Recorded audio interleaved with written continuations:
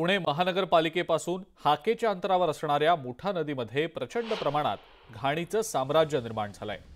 या नदीमध्ये ड्रेनेज आणि हॉस्पिटलमधील दूषित पाणी मोठ्या प्रमाणावर येतंय आणि यामुळे नदीतलं पाणी प्रचंड प्रमाणात दूषित होऊन नदी परिसरामध्ये दुर्गंधी पसरली आहे। त्यामुळे नदी परिसरातल्या नागरिकांचं आरोग्यही धोक्यात आलेलं आहे। तत्काळ नदी स्वच्छ करण्यात आली नाही तर पुणे पालिका आयुक्तांना नदीतलं पाणी भेट देण्याचा इशारा संघर्ष सेनेचे संस्थापक संतोष साठे यांनी दिलेला आहे।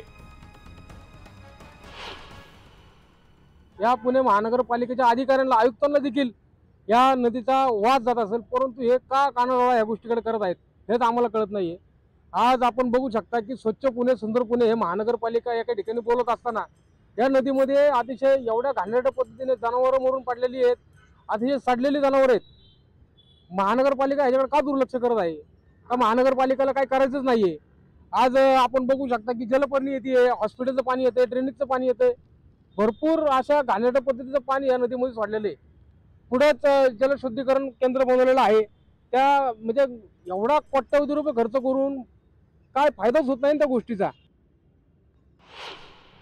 आणि याच संदर्भातली अधिक माहिती आपण जाणून घेणार आहोत। चंद्रकांत फुंदे आपले प्रतिनिधी आपल्या सोबत आहेत सध्या।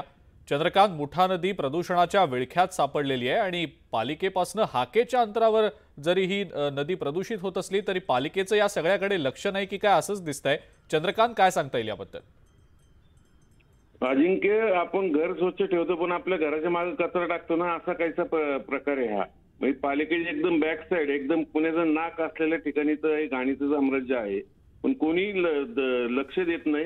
हेच या कार्यकर्त्यांनी समोर आणलंय। खरं तर मग पालिकेने 1400 कोटी खर्च करून जायका प्रकल्प सुरू केलाय हे सगळे सांडपाण्यावर प्रक्रिया सुरू करण्यासाठी, पण ते अद्याप कुठेही पूर्ण झालेलं नाही। त्यामुळे बऱ्याच ओढ्या नाल्याचं शहरातलं जे सोसायटीचं सांडपाणी आहे ते डायरेक्ट नदीत मिसळतं आणि त्यातनं मग हे ड्रेनेजचं पाणी नदीत येतं आणि प्रदूषित होतं। वरून जलपर्णी, काही हॉस्पिटलचं केमिकलचं पाणी, सगळं सांडपाणी हे सगळं एकत्र आल्यामुळे मुठा नदीची अशी गटारगंगा झालेली आहे। बर चंद्रकांत, धन्यवाद सविस्तर माहिती आपण दिलीत त्याबद्दल।